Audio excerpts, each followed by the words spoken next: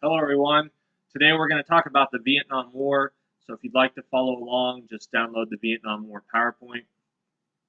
This is a long PowerPoint. I teach classes at Barton. I've taught every military history class. So, the American Revolution, Civil War, World War I, World War II, and Vietnam. So, uh, when we come to the war sections, I kind of like to have a lot to say. So, this Vietnam War PowerPoint's kind of long. If you look at slide 2, you can kind of see a map of where Vietnam is. So, kind of just some introductory material. 2.5 million Americans served in the Vietnam War. Just over 58,000 Americans died. America was Vietnam's longest war. It lasted 15 years. Currently, the war in Afghanistan is the longest war now. And we could go back centuries. Stuff happening centuries ago impacted the Vietnam War. We can't go back that far, but there was a war from 1946 to 1954. This is called the First Indochina War. This is basically right after World War II. Vietnam had been a colony of France. The Japanese take over Vietnam during World War II. After the Japanese are defeated, France wants to regain control of Vietnam. Well, the Vietnamese don't want this, so basically France fights the Viet Minh, the Vietnamese nationalists, and in 1954 the French are defeated, and that's when America starts really getting involved is 1954.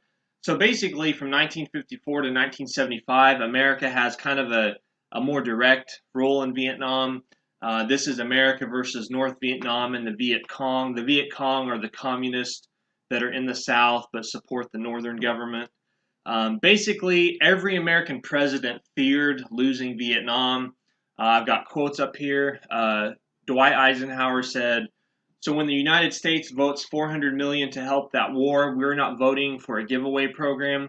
We're voting for the cheapest way that we can prevent the occurrence of something that would be of the most terrible significance to the United States of America, our security." Everyone's worried about this domino theory. If Vietnam falls to communism, then Laos, Cambodia, Thailand, Burma, India, Bangladesh, who knows? All of kind of Asia might fall to communism.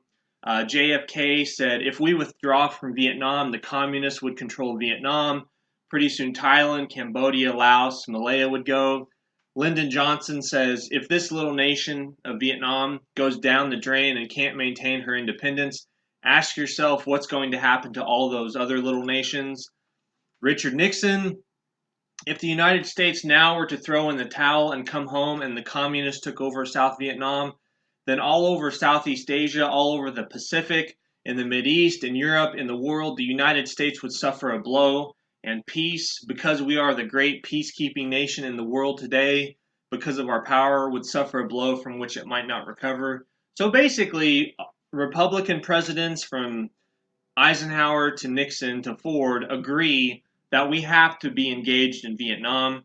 Um, you know, each president from FDR all the way to Ford plays a role in Vietnam. Even Herbert Hoover, who's still alive in the 1960s, he goes and talks to Kennedy about the Vietnam War. So just a little background. French Indochina, if you look at slide 11, you can kind of see a map. Laos, Cambodia, Vietnam. So Vietnam is made up of Cochin China, and Annam, and Tonkin. Those are kind of the three areas of French Indochina.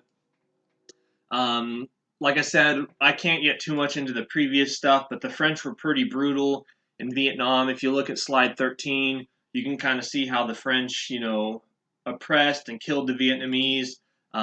There's public beheadings. The Vietnamese are always rebelling against the French, and the French are always cracking down on them and imprisoning them or killing them. Ho Chi Minh is basically the great nationalist communist fighter for Vietnam. He's born around 1890. This guy had a crazy life. He traveled all over the world. He was a dishwasher, a cook in various countries. He went to the peace conference in Versailles in 1919. He wanted to get Vietnamese independence back then. So he has kind of a very interesting life. He's all over the place. Vo Nguyen Giap, he's kind of the military leader of North Vietnam during the Vietnam War. He's kind of the main general for the communists, I guess you could say. There was some American involvement in Vietnam during World War II. The Deer Mission is something where American specialists parachute into North Vietnam and they kind of train North Vietnamese how to fight the Japanese. So if you look at slide 22, you can see there's Americans with Ho Chi Minh and Vo Nguyen Giap basically showing them how to fight the Japanese. Well, pretty soon they're going to be fighting the French and then the Americans. After World War II, the Vietnamese declare the Republic of Vietnam, the Democratic Republic of Vietnam. Ho Chi Minh reads part of the Declaration of Independence. There's an American plane that buzzes over them to kind of celebrate Vietnamese independence. So it's not quite clear early on, is Ho Chi Minh a communist or is he a nationalist? So that's kind of what's going on. Basically, here's the deal. I'm on slide 26. After World War II, America is at a crossroads. We're at a fork in the road. There's two big movements. There's anti-communism and there's anti-colonialism. Because of the Cold War and the threat of communism, Truman decides it's better to support the French than to support the Vietnamese for their independence. Because the French are helping us in Europe, they're anti-communist. France does not want the Soviet Union to dominate. Ho Chi Minh does have some communist tendencies. So he is a communist. He's also a nationalist because he ends up fighting the Chinese later on or opposing them, and Vietnam does as well.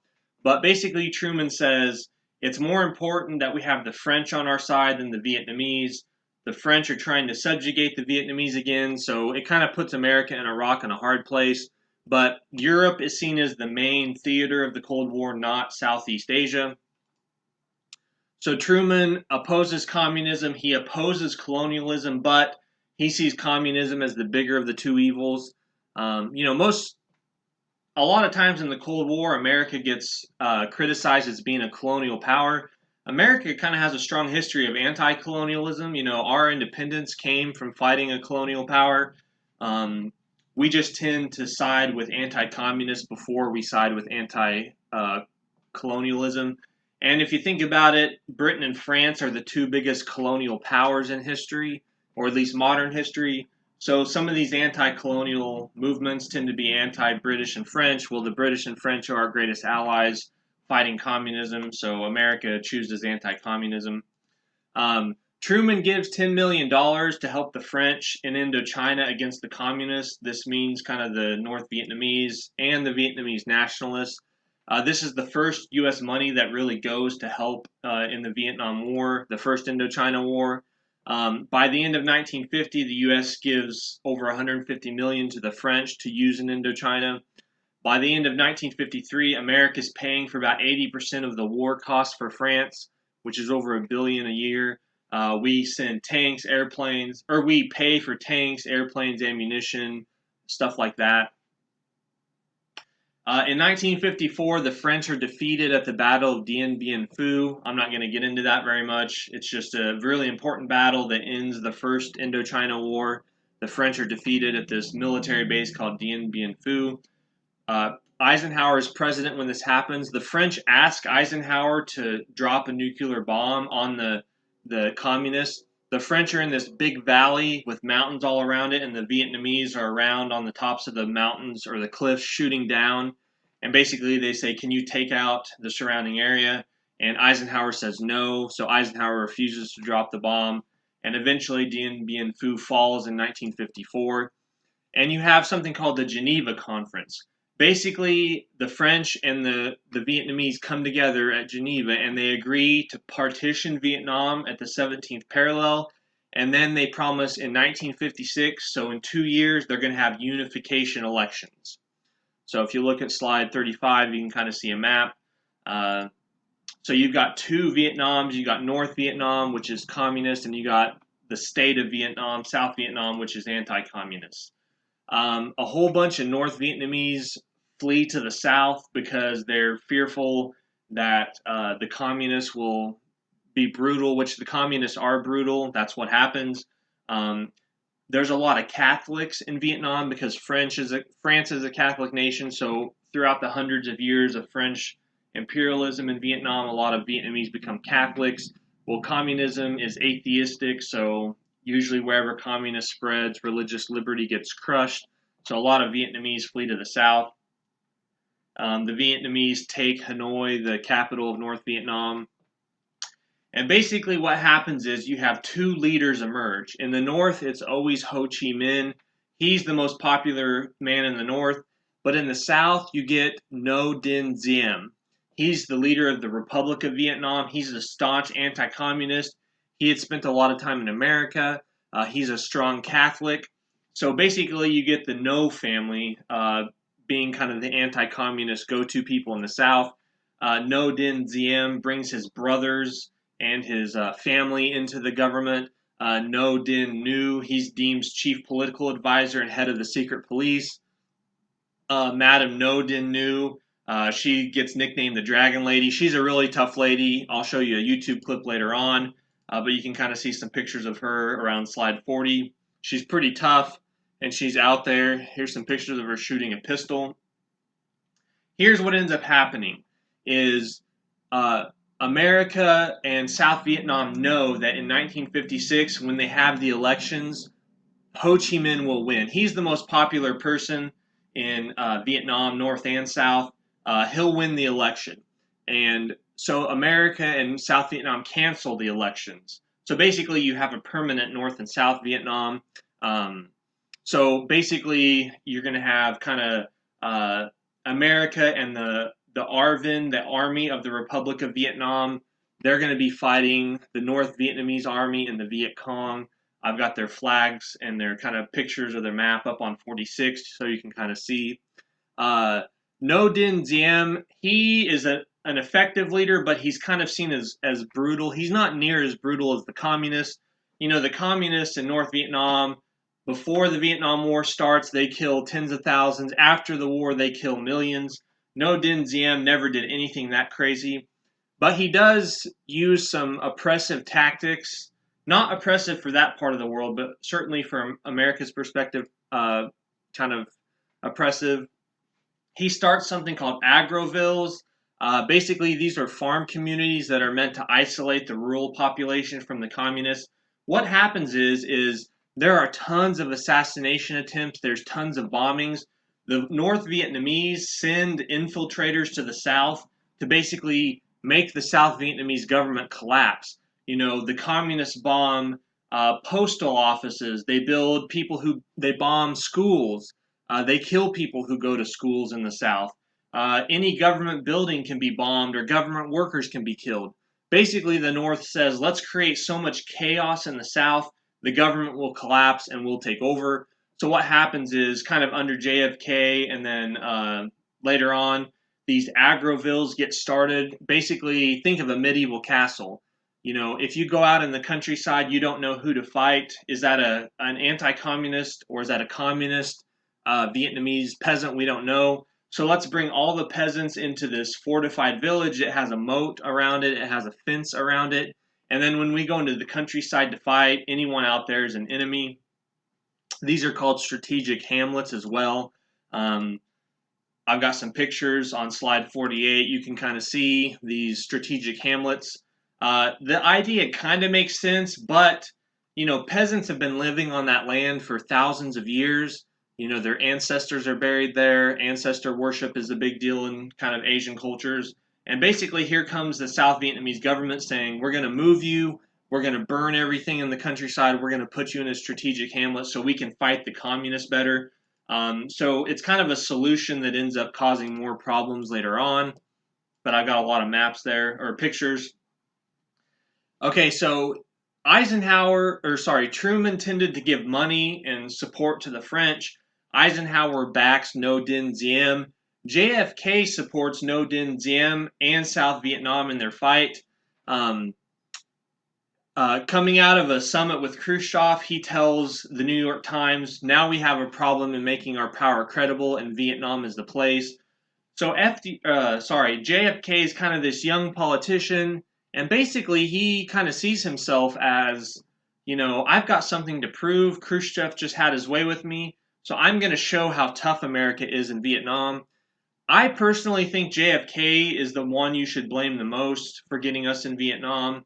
maybe Lyndon Johnson. But JFK kind of got the ball rolling, even though we already had a presence there. He really ratchets it up. A lot of historians that like JFK don't blame JFK. They said if JFK would have lived, he would have got out of Vietnam, but I don't think that's true. I think he would have stayed. Kind of the big players in the Vietnam War are Robert McNamara. He's the Secretary of Defense. Robert Kennedy, he's JFK's confidant, little brother, Attorney General. And then the commander in Vietnam is General William C. Westmoreland. So JFK starts getting more and more involvement in Vietnam. He sends more helicopters to Vietnam. Basically, the helicopters have the task of carrying troops to and from the battlefield. They provide fire for the ground troops and other helicopters flying into battle.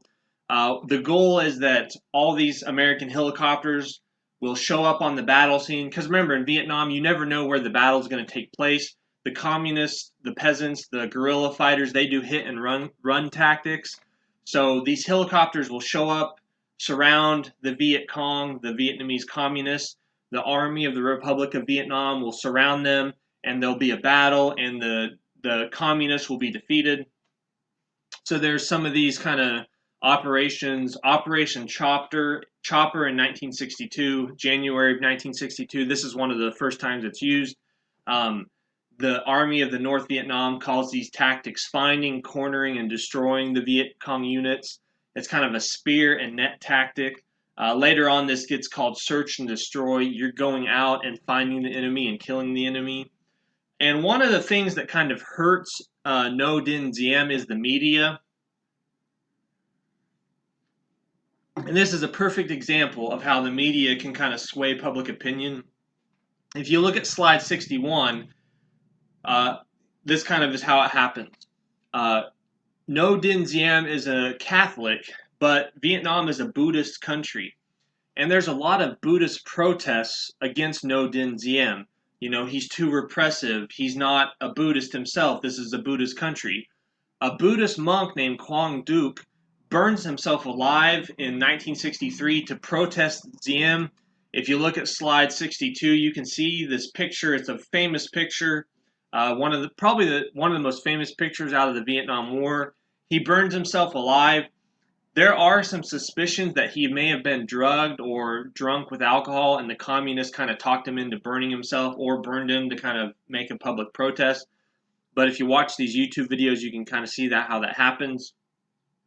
The media spreads the picture all over the world after Diem's. So basically, the media paint Diem as this terrible anti-Buddhist monk or anti-Buddhist Catholic.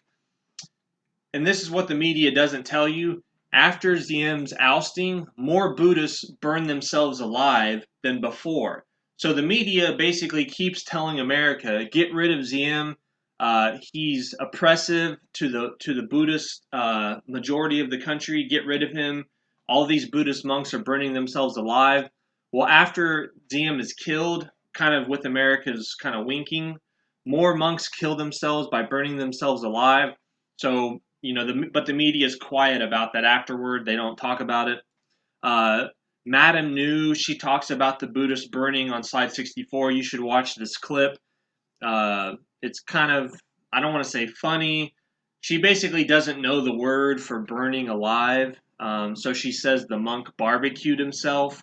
It's just a language thing. She's not trying to be funny or trying to be sarcastic or kind of, you know, not take this seriously, but she just doesn't quite know how to explain it when you burn yourself alive, so she calls it barbecuing himself.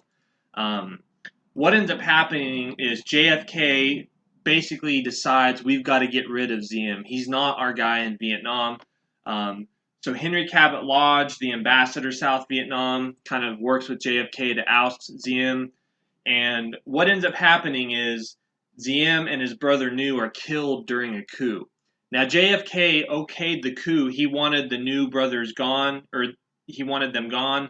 The Ngo brothers gone, sorry. He wanted them gone, but he didn't want them killed. Well, the coup gets out of hand and they get killed. They get Tommy gunned to death. But a lot of people thought Diem is the problem. He's too oppressive in the South. If we just got a better leader in there, we would have more success. Shortly after Diem is killed, JFK is assassinated, and Lyndon Johnson becomes president. When JFK dies, there are 16,000 military advisors in Vietnam. So basically, before JFK, Truman and Eisenhower kind of gave money.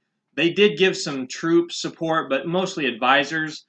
JFK sends a lot of advisors over there, and they actually do some fighting. That's why I kind of tend to see JFK as responsible. Most historians, though, blame Lyndon Johnson. When Lyndon Johnson is president, over 500,000 American soldiers go to Vietnam. So Vietnam is Lyndon Johnson's war in that regard. He does ratchet it up a lot. Lyndon Johnson, we've kind of talked about him, famous senator from Texas and then vice president. He's a very tall, intimidating guy. If you look at slide 73, you can see him kind of like leaning over another man. A lot of times he would intimidate people. He would get right up in their face. I know they're laughing in this picture, but there's a lot of pictures similar where he's like up in their face, poking them with his finger. He's a tall, confrontational guy, so he's kind of intimidating. He gets made fun of a lot in the media. I got this picture of a scar. He had surgery during his presidency, and it kind of looked like this nation of Vietnam. In 1964, there's tons of Viet Cong attacks against South Vietnam. Lots of government officials are killed. Basically, the Ho Chi Minh Trail, if you look at slide 78, the communists send supplies down through Laos and Cambodia on this thing called the Ho Chi Minh Trail. So South Vietnam is constantly getting supplied with stuff for the communist guerrilla fighters. This is not what happened in South Korea. South Korea is a peninsula. So basically, the border between North and South Korea, that's the only place where you can have people cross over. America controlled the seas around South Korea. But in Vietnam, America doesn't control Laos and Cambodia, so the communists always get into South Vietnam. In 1964, you have the Gulf of Tonkin incident. Basically, some American military naval ships are in the Gulf of Tonkin, and they do get attacked, but not the way that Johnson tells the public.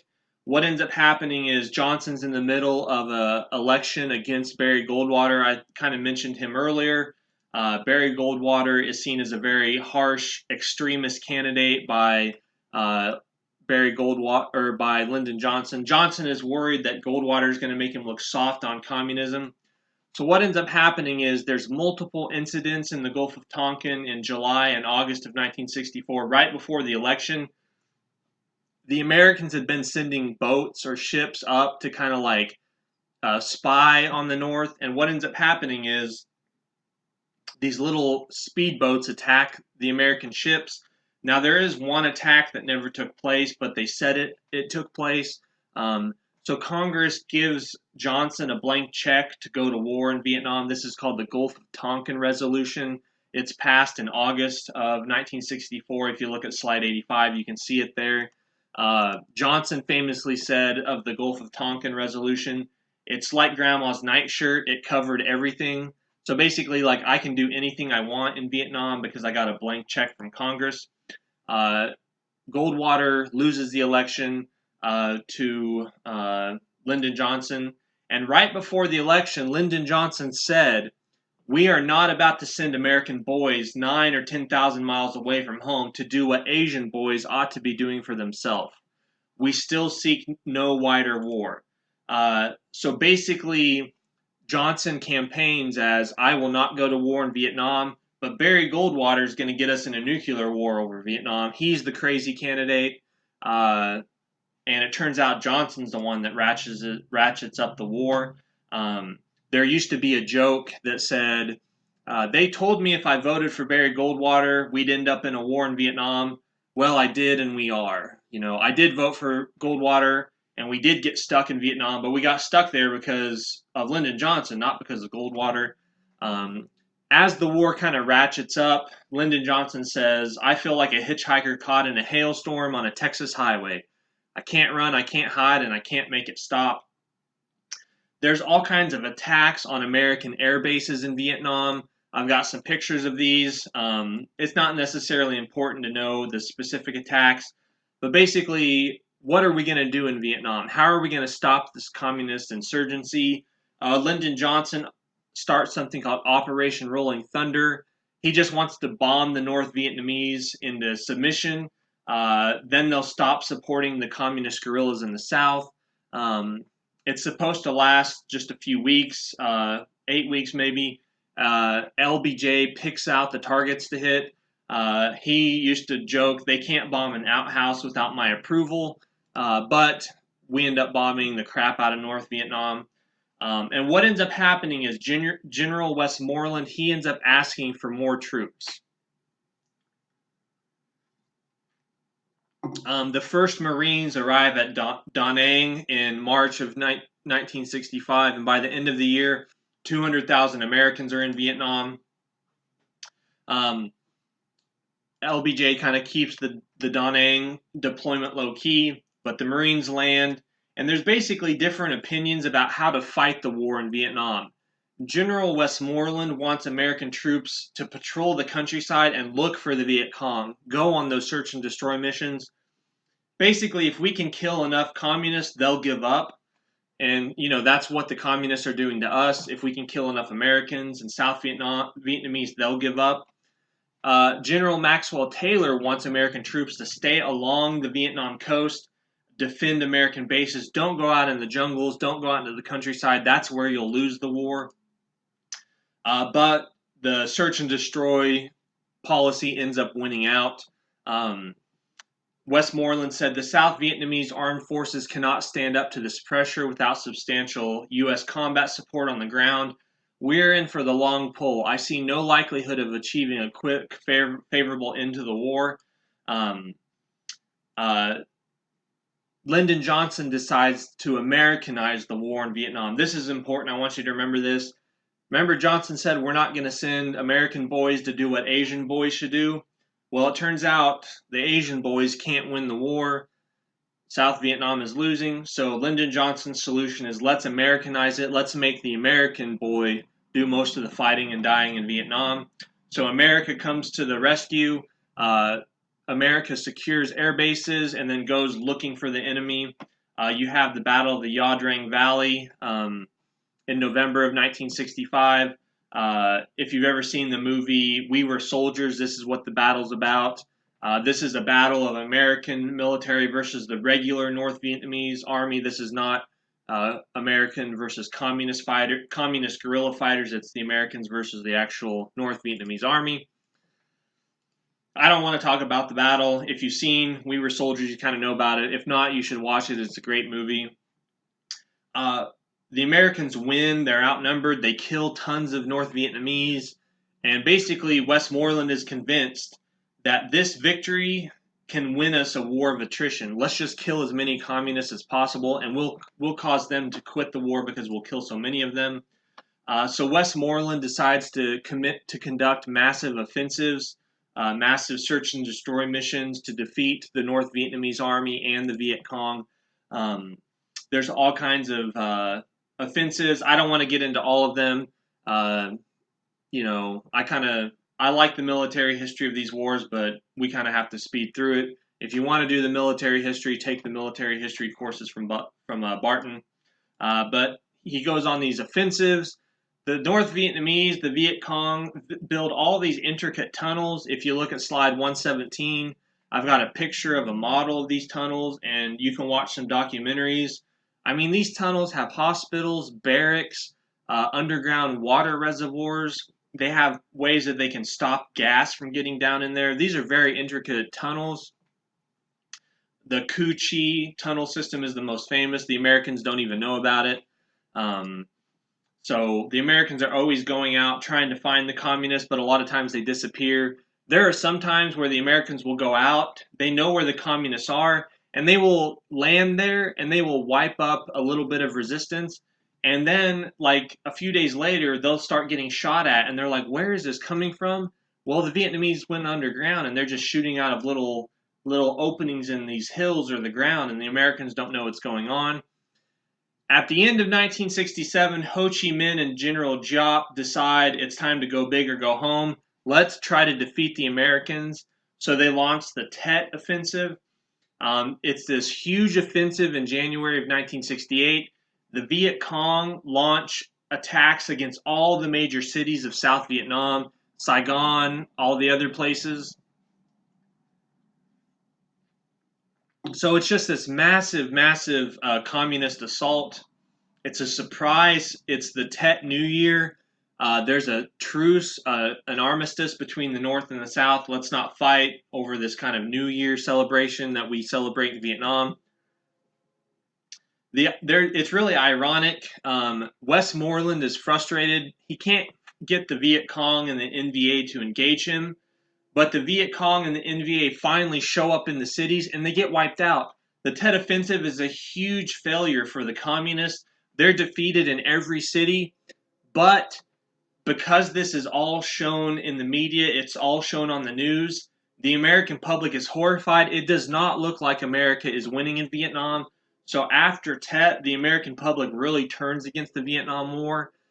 So even though Tet is exactly what America wanted, the generals, let's get into a fight so we can actually beat these guys. You know, we can't ever find them. We finally got them where we want. We fight them. Let's beat them. And even though it's a huge military failure for the North, it's a psychological victory for them and a political victory for them. While the Tet Offensive is going on, there's also something called the Siege of Khe Sanh. There's this American outpost at Khe Sanh, and it's getting under attack. Remember, Dien Bien Phu was this military base out in the middle of nowhere that the French had, and the Vietnamese surrounded it on the mountains and defeated the French. It's almost the same thing at Khe Sanh, and the Americans are really worried that that's going to be their Dien Bien Phu. I'm going to have you watch a documentary on the Tet Offensive, so you'll learn some more about this as you kind of watch. But you know, like the American embassy in Saigon, part of it gets taken over. You've got people at home watching the news, and they see like, oh my gosh, our American embassy has been captured, or part of it has. The war can't be going well. There's also a battle at the city of Hue up in north. It's a very intense battle. You know, atrocities committed. The Viet Cong, the North Vietnamese, killed tons of civilians afterwards. Probably the other most famous picture from the Vietnam War, if you look at slide 136, General Nguyen Ngoc Loan, he shoots this guy in the head on TV. And when you watch the documentary, they actually show it. You know, he shoots him in the head, and you see a little like fountain of blood. So it is pretty graphic. That guy that got executed had just killed some of Loan's men. So basically, he's killing a communist guerrilla who killed people not in uniform.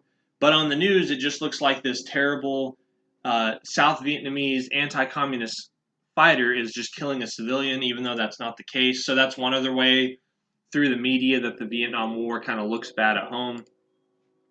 Walter Cronkite, after the Tet Offensive, does a short editorial, and he says, you know, I think the Vietnam War is lost. I don't think we can win there. So if you want to watch him give his little editorial, you can. But Lyndon Johnson basically says, you know, if I've lost Walter Cronkite, I've lost the nation. Walter Cronkite is kind of seen as the most trusted man in news. So after Tet, the American opinion kind of turns against the Vietnam War. Khe Sanh is still going on. So I'm not going to go over the battle, but I've got a lot of pictures you can kind of see. And if you want to kind of read through what happened, you can. Eventually, the siege at Khe Sanh is stopped. Robert McNamara, the Secretary of Defense, he steps down, and Clark Clifford becomes the new Secretary of Defense. Robert McNamara kind of cries when he steps down. Basically, you know, the war's not going well. Let's try a new strategy. What ends up happening is the Tet Offensive and the troubles in Vietnam cause Lyndon Johnson to have political troubles at home. His own party turns against him, and you have a split within the Democrat Party. Part of the party wants to get out of Vietnam right away. Let's not get out with honor. Let's not get out when we're ahead. Let's just get out now. So Eugene McCarthy runs against him in the New Hampshire primary. There's kind of this thing where McCarthy is kind of seen as the very leftist candidate. A lot of the kind of counterculture hippies support him. There's this slogan, "Go clean" for Gene. So people that used to wear the flowery clothing and the long hair, they put on business suits, they cut their hair and look like respectable young men and women, and they go door to door campaigning for Eugene McCarthy. McCarthy almost beats Lyndon Johnson in a primary, and it's really strange for an incumbent president to be challenged by his own party for in a primary. When Eugene McCarthy almost wins, Robert Kennedy joins the race, and basically Lyndon Johnson goes on public TV to the nation and he says, "I am not seeking another term as the Democrat nominee for president." On slide 159, I've got his little YouTube speech his speech, it's on YouTube, where he says, "I'm not going to run for the nominee." Herbert Humphrey was Lyndon Johnson's vice president. He runs for president. He's seen as the toe the line Democrat. Let's stay in Vietnam. Let's win there. So Eugene McCarthy, Robert Kennedy, let's get out of Vietnam. Herbert Humphrey, let's stay in Vietnam and win. We have to win the Cold War. RFK wins in California, but then he gets assassinated. So RFK is out. So Herbert Humphrey and McCarthy battle it out at the convention. So the Democrats meet in August of 1968 in Chicago. Chicago is a Democrat city. It's run by Democrats for, decades and decades. Illinois is a Democrat state. And basically you have tons of protesters show up to protest the Democratic convention. The mayor, Richard Daley, he tells the police to go put those protesters in their place. And the protesters were pretty obnoxious. They raised the North Vietnamese flag in Grant Park in Chicago. They throw bottles or bags of urine at the police. They taunt the police. They, desecrate the American flag. So basically, you have all these kind of young hippies. That's how they're perceived. And then you have the police kind of going in and just beating them up with their nightsticks. If you watch some of these YouTube clips, you can kind of see the police just go and just start beating the protesters up. It's really not a good time for the Democrat Party. People watch the news. Lyndon Johnson and the Democrats are already unpopular because of the Vietnam War, and now you see this going on. They're really unpopular. So you have kind of a weird race in 1968. Richard Nixon and George Wallace get in. George Wallace, remember, was the Democrat governor of Alabama. He's the segregationist. I've got some YouTube clips on 172. He's a very interesting guy, a very colorful guy. He starts out his life not being for segregation. He loses the governor's race of Alabama because he's not against civil rights. And he basically says, I need to be for segregation to win in this state. So then he becomes a segregationist. And then at the end of his life, he changes. He supports civil rights for blacks, and he gets elected as governor again later on with the support of blacks voting for him because he's said he's sorry. You can find it on YouTube. He cries talking about how he used to be wrong on civil rights, and I think he was genuinely changed. He goes through an assassination attempt. He has marriage problems. He's paralyzed. So he had a lot of things I think happen to him where he realized he was wrong. His running mate is General Curtis LeMay, and Curtis LeMay basically tanks his presidential candidacy. If you watch the clip on 173, you can see Curtis LeMay is not a good running mate. Richard Nixon is the Republican nominee. He's born in 1913 in California. He serves in the Navy in World War II. After World War II, he becomes an anti-communist crusader. He defeats Jerry Voris, a Democrat, and then he also defeats Helen Gahagan Douglas. He used to say about her that she's pink right down to her underwear, meaning she supports communism. She's seen as a very liberal, leftist, progressive candidate. So Nixon ends up becoming the law and order candidate in 1968, and he goes to Chicago not long after the Democrats had their fiasco, and he has a parade. Hundreds of thousands of people show up. It's a very calm parade. It's very orderly. There's no protest. There's no rioting. So if you're an American voter, you see the Democrat convention. It's chaos. It's nuts. There's police and protesters clashing out in the streets. And the Democrats even get violent inside the convention hall. You see that on the news. And then a few weeks later, you see Nixon go to Chicago and everything seems peaceful and calm. He's a good candidate. He talks well. And you start to think maybe Nixon can fix our problems. So what ends up happening is Vietnam kind of influences the election, but no candidate talks about it a ton because it's kind of a tough issue. And what ends up happening is Nixon wins the presidency just barely. George Wallace wins a lot of the southern states. But Nixon Vietnamizes the war. I really want you to remember that. Lyndon Johnson Americanized it. Nixon Vietnamizes it. Basically, let's get the Americans out and let's make the South Vietnamese fight the war. The Americans will give them the supplies they need. We'll bomb targets that they want, but we're not going to send our young boys to die there. So when Nixon's elected in 1968, there's almost 550,000 troops there. And by the 1973, there's 24,000 troops there. So Nixon does ratchet down the Vietnam War. In 1973, peace is reached with North Vietnam. American troops pull out. In 1974, Nixon resigns. And then in 1975, North Vietnam invades the South and the communists win.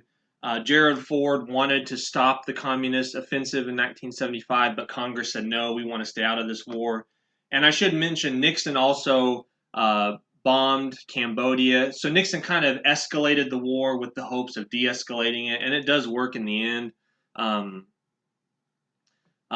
So what ends up happening is Nixon kind of ratchets down the war. Like I said, he invades Cambodia to break up the Ho Chi Minh Trail. This causes a lot more protests because Nixon is seen as escalating the war. You have the Kent State massacres or shootings. In 1970, you have anti-war protesters protesting at Kent State. The protesters did get violent, but the National Guard opens fire on a crowd. They kill 4 people. 450 colleges shut down in protest. So don't think that when Nixon Americanized the war, it got easy all of a sudden. It maybe got worse, you could say, as far as the discord at home. Congress eventually passes the War Powers Act that repeals the Gulf of Tonkin Resolution. The Pentagon Papers get leaked. Basically, the Pentagon had been keeping a secret history of the Vietnam War, and in this secret history, when it comes out, it shows that most American administrations had lied about what was going on in Vietnam. Publicly, they said, we're winning the war, it's going well. Privately, documents show that everyone knows the war's not going well. This leads to something called a credibility gap with the American public and the government. We can't believe what the government says because, they've been lying to us all along. So what ends up happening is, like I said, Nixon reaches peace in 1973, but then what ends up happening, or 1972, 1973, 1974, you have kind of a de-escalated war. But then in 1975, North Vietnam breaks the Paris Peace Accords and they invade the South. They defeat the South. They rename Saigon Ho Chi Minh City. And you have the end of the war. Sorry, I clicked on a link. The domino theory proves correct. South Vietnam falls to communism, then Laos and Cambodia does. In Cambodia, the Khmer Rouge killed 2 million Cambodians. South Vietnam, you had a lot of communist murders in South Vietnam because, they kind of got revenge on the South for fighting with the Americans. You have something called the Vietnam Syndrome happen. This is kind of the aversion to the United States intervening in foreign affairs after the Vietnam War. So after Vietnam, the next big war America fights is the first Persian Gulf War against Saddam Hussein in the early 1990s. A lot of people were worried. We haven't fought a war in a long time. The last war we fought, we lost and went terribly. how's this war going to go? Now, the first Persian Gulf War is a success. It's a piece of cake. Saddam Hussein is defeated with very little casualties, and the Americans get out before they can get bogged down there. So that's kind of the Vietnam War quickly. So yeah,